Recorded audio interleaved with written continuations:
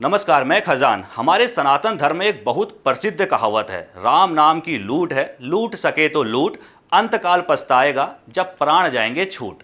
ये कहावत सदियों से सनातनियों को भक्ति और पुण्य कमाने का हौसला देती आई है। लेकिन जरा सोचिए, अगर कलयुग के कुछ लालची लोग इस कहावत का बिल्कुल उल्टा मतलब निकाल लें, अगर राम नाम की लूट की आड़ में साक्षात मर्यादा पुरुषोत्तम रामलला के भव्य मंदिर के चढ़ावे पर ही सच में खुली लूट मचा दी जाए, तो आप इसे क्या कहेंगे?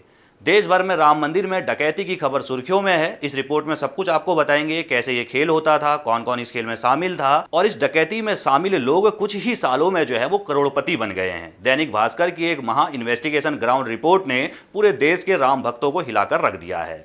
शुरुआती अनुमानों के मुताबिक अयोध्या के राम मंदिर में चढ़ावा चोरी का जो मामला है करीब 200 करोड़ रुपए से ज्यादा का हो सकता है। जांच एजेंसियों ने जब इस खेल में हाथ डाला, जब जांच शुरू की, तो अब तक 5 कर्मचारियों से करीब 2 करोड़ रुपए कैश बरामद हो चुका है, एक कार मिल चुकी है, इसके अलावा महंगे महंगे आईफोन जो है वो बरामद हो रहे हैं। और सबसे बड़ी बात, नोटों की गिनती जो करता था राम मंदिर के अंदर 50 लोगों की जो टीम थी, वो सब जो है अब संदेह के घेरे में आ चुके हैं। हम आपको शुरुआत में ही साफ कर दें कि राम मंदिर ट्रस्ट ने इस मामले में अभी तक कोई भी पुलिस एफआईआर दर्ज नहीं कराई है, लेकिन मामले की गंभीरता को देखते हुए योगी सरकार ने एक बेहद हाई लेवल एसआईटी का गठन कर दिया है। यहां तक कि पीएमओ जो है, प्रधानमंत्री का कार्यालय, वो इस पर सीधी नजर बनाया हुआ है। सवाल कई हैं, आखिर राम मंदिर के अंदर उस गोपनीय कक्ष में क्या खेल चल रहा था?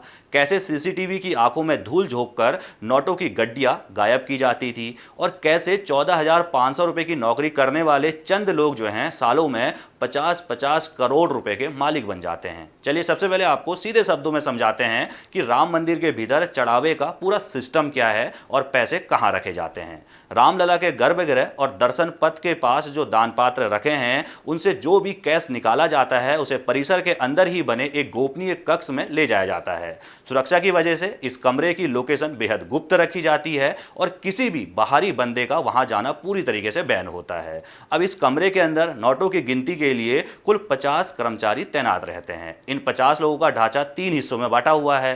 पहले हैं 24 कर्मचारी, इनका काम है नोटों को गिनना और उनके बंडल बनाना। इन्हें ट्रस्ट ने एक प्राइवेट एजेंसी के जरिए रखा हुआ है और इनका वेतन महज 14,500 रुपए महीना है। दूसरे हैं फिर 12 कर्मचारी, ये खुद ट्रस्ट के कर्मचारी हैं, जिनका काम इन्हें नोट गिनने वाले 24 लोगों पर कड़ी नजर रखना है। यानी कि जो नोट गिन रहे हैं, हर 2 वर्कर्स पर निगरानी रखने के लिए ट्रस्ट का जो है एक बंदा तैनात है। तीसरे हैं 14 कर्मचारी और हैं, इनमें स्टेट बैंक ऑफ इंडिया के कर्मचारी हैं और साथ में टीसीएस की ऑडिट टीमों के सदस्य शामिल हैं। यानी कि कुल मिलाकर 50 लोग जो हैं वो जितना भी चढ़ावा आता था उसको गिनने का काम करते थे। अब आपके दिमाग में सवाल घूम रहा होगा कि जब इतनी तगड़ी सिक्योरिटी थी, हर 2 बंदों पर एक निगरानी करने वाला था, सीसीटीवी कैमरे लगे थे, तो फिर चोरी होती कैसे थी? अब समझिए वो सातिर खेल जिसे ये कर्मचारी अंजाम देते थे। चढ़ावे की रकम जब गोपनीय कक्ष में चुनिंदा लोगों के सामने गिनी जाती थी, तो नोट गिनने वाले ये सातिर कर्मचारी सीसीटीवी की नज़रों से बचने का एक अनोखा तरीका निकालते थे। बैंक में जमा करने के लिए जब नोटों के बंडल बनाए जाते थे, तो खेल गड्डियों की पैकिंग में होता था। कागजों पर एंट्री दिखाने के लिए जहां 10 गड्डियों का बंडल पैक होना चाहिए था, ये लोग चालाकी से सीसीटीवी के सामने ही उसी बंडल के अंदर 12 गड्डियां पैक कर देते थे। यानी कैमरे की रिकॉर्डिंग में तो सिर्फ एक बंडल पैक हुआ है, उसमें ये तो नहीं दिखाया गया कि कितने बंडल उसके अंदर हैं। यानी कि 10 गड्डियों का जो एक बंडल बनाया जाता था, ये लोग क्या करते थे, उसमें 12 गड्डियां मिला दिया करते थे, यानी कि 2 गड्डियां एक्स्ट्रा उसमें छिपा देते थे। इसके बाद जब इन बंडलों को बैंक भेजने या लॉकर में रखने के लिए बाहर निकाला जाता था, तो चालाकी से उन एक्स्ट्रा जोड़ी गई गड्डियों को बीच ही रास्ते में बाहर निकाल लिया जाता था। इस तरह कागजी रिकॉर्ड और सीसीटीवी फुटेज दोनों में 10 गड्डियों का हिसाब बिल्कुल बराबर बैठता था, लेकिन हर बंडल से 2 गड्डियां सीधे गायब हो जाती थी। हर दिन लाखों का ये गायब होने वाला खेल चल रहा था।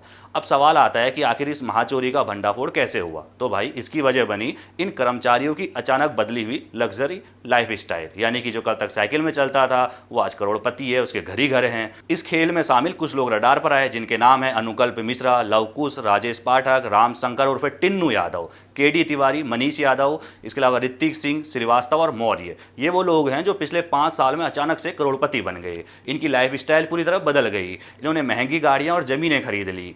अब आप ही सोचिए, जो कर्मचारी सिर्फ 14,500 रुपये के वेतन पर ईमानदारी से गुजारा कर रहे थे, उनके निशाने पर ये लोग आ गए। यानी कि जो अन्य लोग और भी थे जो नोट गिनने का काम नहीं करते थे, लेकिन उन्हें भी 14,500 रुपये मिलते थे, वो भी मंदिर में काम करते थे, उनके निशाने पर ये आ गए कि भाई इनको भी उतनी सैलरी मिल रही है, लेकिन ये तो बिल्कुल मज़ेदार लग्जरी लाइफ जी रहे हैं। जब इन ईमानदार कर्मचारियों की सुनवाई मंदिर प्रशासन के भीतर नहीं हुई, उन्होंने शिकायत की कि भाई इनके पास कहाँ से इतना पैसा आ रहा है, तो एक रामकोट मोहल्ले के कर्मचारी ने इस पूरी चोरी की चर्चा को सीधे बाहर जो है वो सार्वजनिक कर दिया। फिर क्या था, ये बात अयोध्या की गलियों से निकलते हुए सीधे अखिलेश यादव, उत्तर प्रदेश के पूरे मुख्यमंत्री जो हैं, उनके पास तक पहुंच जाती है और आज के समय में ये पूरे देश में सुर्खियों में खबर छाई हुई है।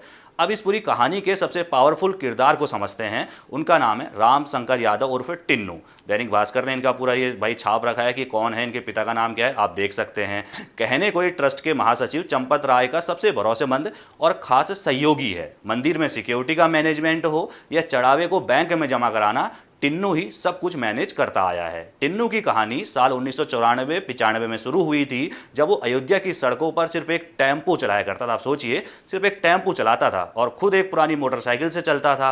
उसका पुश्तैनी मकान राम मंदिर से 1.5 किलोमीटर दूर स्वर्ग द्वार इलाके में है। तस्वीर में आपको दिखा रहा हूँ, ये उसका पुश्तैनी मकान है, जहाँ इस वक्त उनके भाई रहते हैं। लेकिन आज टिन्नू की अयोध्या और लखनऊ में करीब 50 करोड़ रुपए की चल अचल संपत्तियां सामने आई हैं। देखिए, कुछ मैं आपको दिखा भी रहा हूँ कि भाई साहब कुछ हॉस्टल हैं, इसके अलावा निकल कर ये भी आया कि भाई साहब एयरपोर्ट के पास उसका होटल है, कई रेस्टोरेंट में उसने जो है वो पार्टनरशिप करके रखी हुई है। जांच में सामने आया कि एयरपोर्ट के पास टिन्नू का एक हॉस्टल है जिसमें 70 कमरे हैं। इसके अलावा अयोध्या के अलग अलग 3 बड़े रेस्टोरेंट में उसकी पार्टनरशिप है।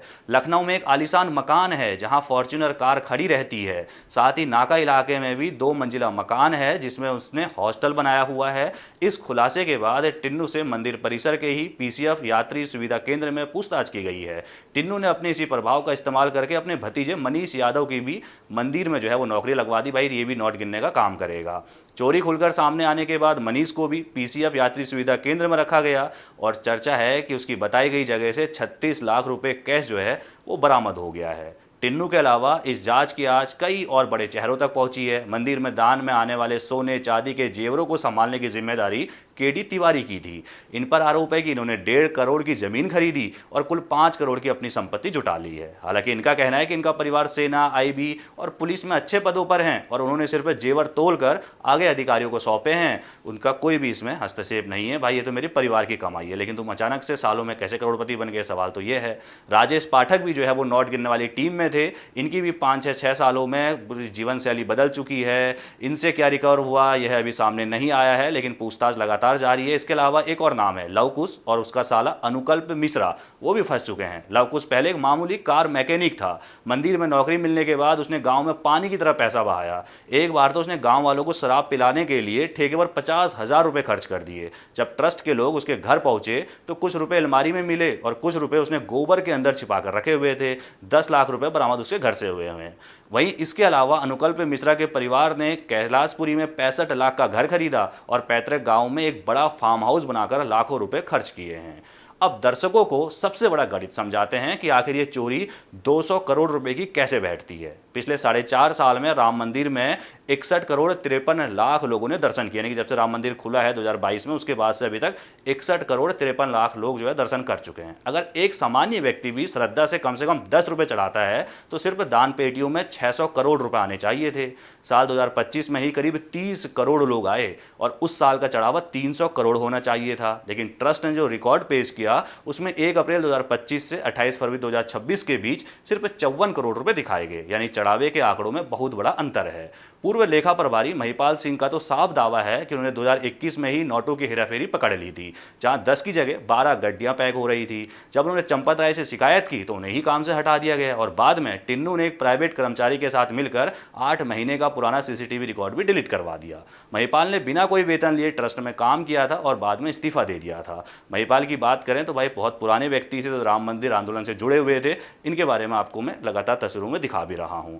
इस मामले में एक और बेहद चौंकाने वाला मोड़ आया है। राम मंदिर आंदोलन से जुड़े एक और व्यक्ति जो अभी मौजूदा समय में धर्म सेना के संस्थापक है, संतोष दुबे, उन्होंने कई खुलासे किए। उन्होंने कहा मंदिर में दान में जो हेराफेरी आज की नहीं है जी, ये तो 1989 से चल रही है। संतोष दुबे के मुताबिक 1989 के रामशिला अभियान के दौरान देश विदेश से सोने, चांदी, हीरे और अष्टधातु की कुल 1250 पूजित शिलाएं अयोध्या आई थी, जिनका पूरा लेखा जोखा उन्होंने खुद तैयार किया था। उस समय खुद वहां पर मौजूद थे। इनमें मुंबई के एक व्यापारी की हीरे जड़ी शिला और मॉरिशस की कीमती शिला भी शामिल थी। ये शिलाएं 2002 तक कार सेवकपुरम में 3 तालों के अंदर सुरक्षित थी, जिनकी देखरेख चंपत राय के पास थी। लेकिन आज वो धातु की कीमतें, शिलाएं जो हैं वो गायब हैं। किसी को नहीं पता कि वो कहाँ हैं। साल 2020 में जब नया ट्रस्ट बना तो पुराने न्यास के खाते में सिर्फ 8 करोड़ 50 लाख रुपए जो है वो दिखाए गए और इन कीमती शिलाओं का कोई जिक्र ही नहीं हुआ है। ये खुलासा किया है संतोष जी ने। तो यह है राम मंदिर के चढ़ावे से जुड़ा वो पूरा महाविवाद, जिसने देश की सियासत से लेकर आम भक्तों के दिल को झकझोर कर रख दिया है। भले ही अभी पुलिस में कोई औपचारिक एफआईआर दर्ज नहीं हुई है, लेकिन सरकार ने जांच के लिए एक बेहद हाई लेवल एसआईटी बना दी है। इस एसआईटी को लखनऊ के कमिश्नर विजय विश्वास पंत लीड कर रहे हैं, जो एसआईटी कानपुर से बीटेक हैं और दान की व्यवस्था को समझकर सुझाव देंगे। उनके साथ सीबीआई के पूर्व डीआईजी और वर्तमान आईजी रेंज किरण एस पुलिस एंगल से जांच संभाल रहे हैं और वित्त विभाग के विशेष सचिव नील रतन मंदिर के ऑडिट और वित्तीय लेन देन का निरीक्षण कर रहे हैं। अब देखना यह होगा कि 14,500 रुपए की नौकरी करके करोड़ों का साम्राज्य बनाने वाले इन कर्मचारियों के पीछे असली चेहरा कौन है, कौन असली चेहरा छुपाया। क्या ऊपर तक पैसा जाता था? क्या रामलला के नाम पर आने वाले चढ़ावे में पूरी पारदर्शिता कभी आ पाएगी? ये बड़ा सवाल है। इस महाजांच की एक एक सच्ची और प्रामाणिक रिपोर्ट हम आप तक लगातार पहुंचाते रहेंगे, लेकिन अभी तक जो खुलासे हुए हमने पूरी जानकारी इस रिपोर्ट में आपको दे दी है। आप किसे देखते हैं इस रिपोर्ट को, अपनी राय कमेंट में जरूर रखिएगा। बाकी देश दुनिया की सभी खबरों को पहले पाने के लिए बेल आइकन दबाना बिल्कुल ना भूलिएगा। नमस्कार।